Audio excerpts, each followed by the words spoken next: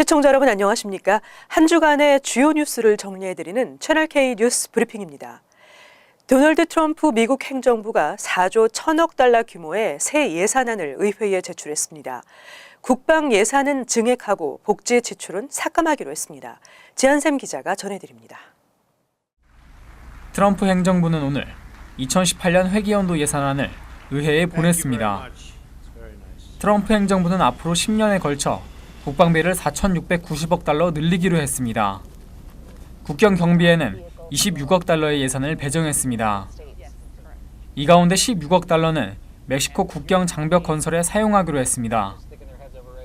재정 적자 감축을 위해 아동 건강보험 프로그램과 저소득층의 의료비를 지원하는 메디케이드 예산은 10년간 6,160억 달러 줄이기로 했습니다. 사회보장과 메디케어 예산은 예외로 했습니다. 공화당의 폴 라이언 하원 의장은 트럼프 행정부가 균형 잡힌 예산안을 마련했다며 비대한 예산을 짠 오바마 시대에서 드디어 다음 장으로 넘어가게 됐다고 강조했습니다. 하지만 민주당에선 거세게 반발했습니다.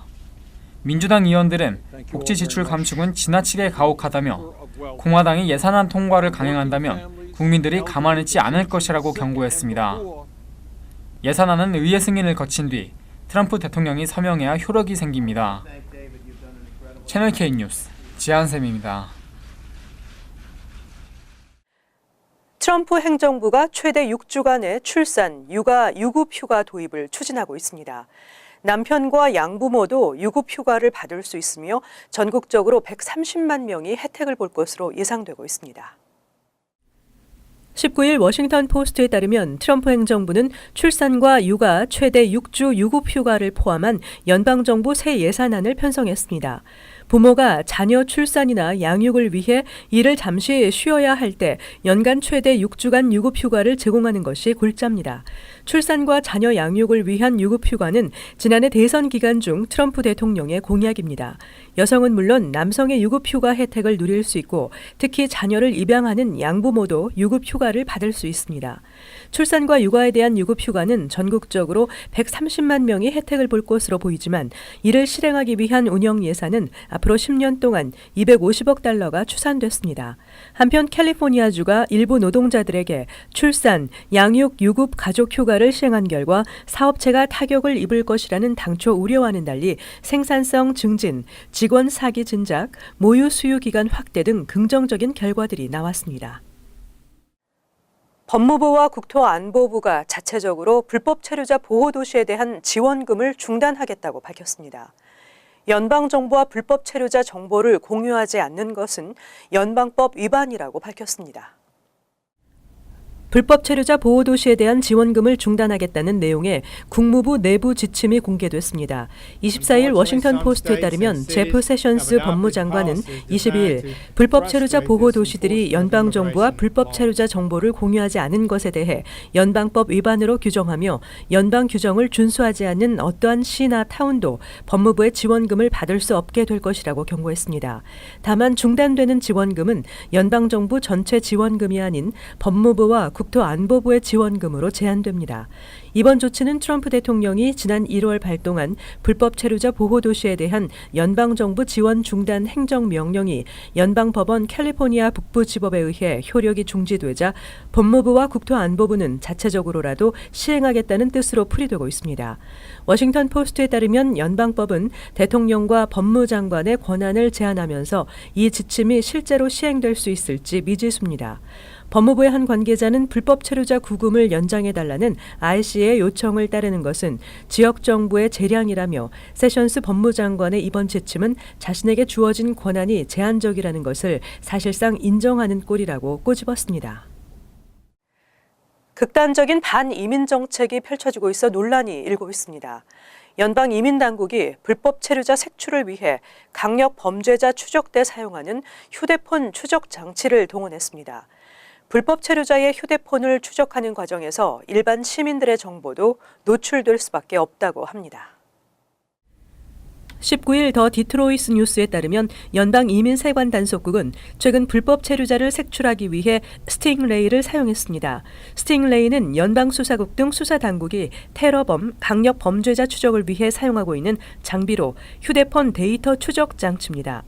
실제 이민세관 단속국은 이번 단속에서 스팅레이를 이용해 엘살바도르 출신 불법 체류자를 추적하고 그가 일하는 곳을 찾아냈으며 결국 체포했습니다. 이민자 단체와 인권단체들은 사생활과 인권을 침해할 수 있다고 우려하고 있습니다. 불법 체류자의 휴대폰 정보를 추적하는 과정에서 합법 체류 신분의 일반 시민들의 정보도 무분별하게 수집할 수밖에 없기 때문입니다. 특히 스팅레이 사용은 불법 체류자를 마치 테러범이나 강력 범죄자로 인식하는 것이나 다름없다며 비난의 목소리를 내고 있습니다.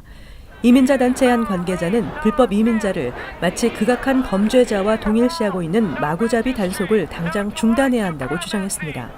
한편 연방의회 공화당은 불법 체류 청소년들의 부모에게 전자 발찌를 채워 일거수일투족을 모니터하는 법안을 추진하고 있는 것으로 알려지고 있습니다. 극단적인 반이민 정책들로 이민자 커뮤니티의 강력한 반발이 예상됩니다. 최근 이민 당국이 오버스테이어에 대한 단속을 강화하고 있습니다. 한편 지난 한 해 비자 기한을 넘긴 한국인이 12,000명에 육박하고 있는 것으로 나타났습니다. 그리고 이 중 7,000명이 넘는 한인 오버스테이 불법 체류자가 이민 당국의 타겟이 되고 있는 것으로 나타났습니다. 미국 내 전체 불법 체류자의 40%가 오버스테이어인 것으로 밝혀지면서 연방국토안보부는 이들에 대한 단속을 강화하고 있습니다. 22일 연방국토안보부 발표에 따르면 2016 회계년도 미 입국 전체 한국인 방문객 140만 4,684명 중 0.83%에 해당하는 11,706명이 비자 유효기간이 만료된 후에도 출국하지 않은 것으로 조사됐습니다. 이 중 4,684명은 비자가 만료된 상태에서 뒤늦게 출국했지만 나머지 7,022명은 미국 내에 불법 체류 중인 것으로 국토안보부는 파악하고 있습니다. 한국인 100명 중 1명이 미국을 방문해 오버스테이 위반을 저지르는 셈입니다. B1, B2, 무비자 프로그램 등 단기 비자를 받아 미국에 들어온 5,800여 명 중 4,500여 명과 FM, J 비자 등을 통해 입국한 5,000여 명 중 2,000명도 현재 불법 체류 중인 것으로 나타났습니다. 이 밖에 비자로 입국한 한국인 가운데 720명도 비자 만기를 지키지 않았으며 이 가운데 447명이 미국에 머물러 있는 것으로 추산되고 있습니다. 한편 미국 내 전체적으로 지난해 입국했다 비자가 만료된 채 불법 체류 중인 외국인 수는 모두 62만 8,799명에 달했습니다. 민주평화통일 뉴욕협의회가 2017 통일안보비전 발표대회 뉴욕 예선을 개최했습니다. 총 7개 팀이 참가해 조국 대한민국의 통일과 안보를 주제로 열띤 경연을 펼쳤습니다. 보도에 지한샘 기자입니다. 어제 오후 뉴저지에서 열린 통일안보 비전 발표대회. 16세와 9세 두 남매가 함께하는 노래로 대회를 시작합니다. 이어서 등장한 누리팀은 어린이들이 율동과 함께 분단된 조국의 현실을 표현합니다.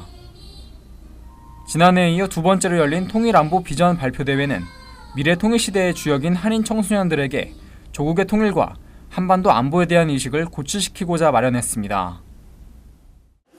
어린이들도 차세대 청소년들한테 우리 대한민국의 남북의 현실을 알리고 또 통일이 그게 우리 남북이 평화롭게 나가는 솔루션이라는 것을 이 대회를 통해서 차세대들한테 알리는 데 목적이 있습니다. 총 7개 팀이 참가한 뉴욕 지역 예선에서 최우수상의 영광은 한인 고교생들이 함께 분단된 조국의 현실을 연극을 통해 표현한 피스메이커 팀에게 돌아갔습니다. 저는 사실 2세 아이들이 한국에 대한 분단, 한국에 대한 그런 정체성을 깨닫는 데 사실 굉장히 큰 초점을 가지고 아이들 가르치거든요. 근데 그래서 이 대회를 참여하게 된 건데 또 이렇게 우승까지 하게 돼서 사실 너무 최우수상을 차지한 피스메이커 팀은 오는 7월 한국에서 열리는 본선 대회 참가 자격이 주어지며 항공권 및 체류비가 전액 지원됩니다. 우수상은 어린이가 바라보는 통일 희망을 태권으로 표현한 새희망 팀과 우리도 친구가 될 수 있어요라는 연극을 공연한 BLCS 트리플 A 팀에게 돌아갔으며 장려상은 함께 하모니, 누리팀, 통일 노래팀이 차지했습니다. 채널 K 뉴스 지한샘입니다. 위안부 비극의 역사적 교훈이 될 평화의 소녀상이 조지아주 브룩헤이븐에 세워집니다. 소녀상 건립은 미국에서 세 번째로 세워지는 것입니다. 애틀란타 위안부 소녀상 건립위원회는 24일 브룩헤이븐 시의회가 23일 전체 회의를 통해 평화의 소녀상 설치안을 만장일치로 의결했다고 전했습니다. 이 평화의 소녀상은 캘리포니아주 글렌데일 시립공원과 미시건주 사우스필드 한인문화회관에 이어 세 번째가 될 전망입니다. 앞서 캘리포니아주 플러턴과 조지아주 애틀란타에서 소녀상 건립이 추진됐었지만 일본 측의 공작으로 무산된 바 있습니다. 이번 소녀상 설치안 의결은 한국계 존 박 시의원이 처음 제안했고 존 언스트 시의장과 시의원들이 적극 동의하면서 이루어졌습니다. 박 시의원은 소녀상 건립으로 다시는 이러한 비극이 일어나서는 안 된다는 역사적 교훈이 될 것이라고 말했습니다. 언스트 시장은 위안부 소녀상의 건립은 현재 전 세계와 애틀란타에서 발생하고 있는 인신매매와 성학대 문제에 대한 경각심을 불러일으키는 계기가 될 것이라고 강조했습니다. 한편 브룩헤이븐 시는 인구 5만여 명의 다양한 인종이 어우러진 역동적인 도시로 애틀란타 북쪽에 위치해 있습니다. 제32대 뉴욕 한인 경제인협회장에 김은재 회장이 공식 취임했습니다. 이 취임식 행사에 협회 회원과 한인 단체 관계자 등 150여 명이 참석해 새롭게 출발하는 경제인협회를 축하했습니다. 보도에 김지수 기자입니다. 어제 저녁 뉴저지 더블트리 호텔에서 열린 뉴욕 한인 경제인협회장 이취임식. 지난 2년간 협회를 이끌었던 허순범 회장으로부터 신임 김은재 회장이 협회기를 전달받고 새로운 출발을 알렸습니다. 김은재 회장은 더 많은 한인들을 경제인협회에 영입해서 협회를 활성화시킬 수 있는 여건을 마련하고자 노력할 것이라고 포부를 밝혔습니다. 첫 번째는 제가 바라고 싶은 것은 많은 협회 회원들을 좀 더 내가 영입을 하게끔 준비를 하고 싶고, 두 번째는 미국 마켓은 좀 어느 정도 지금 침체가 되어 있는데 지금 한국에 있는 중소기업에서 미국에 많은 분들이 진출을 하고자 합니다. 그분들을 우리 경제인협회 회원들과 이게 조인을 많이 해서 서로의 윈윈할 수 있는 그런 여건을 만들어서. 김 회장은 전임 허순범 회장에게 감사패를 수여하고 그간의 노고에 감사를 표했고, 허 전 회장은 이임사에서 앞으로도 협회 발전을 위해 열심히 돕겠다고 밝혔습니다. 우리 이번 32대 신임 회장님께서는 워낙에 우리 경제인협회에 오랫동안 또 몸도 담으셨었고 또 그동안에 또 비즈니스도 잘해오셨던 분이라서 우리 경제인협회를 위해서 더욱더 아주 진보적으로 아주 발전성 있게 아마 잘 꾸려나가시지 않을까 그렇게 생각을 하고 있습니다. 신임 김은재 회장은 지난 1986년부터 협회에서 활동하기 시작해 22대 김재만 회장 당시 부의사장으로 활동하는 등 한인 신9세대 조화를 이끌어 나갈 적임자라는 평가를 받고 있습니다.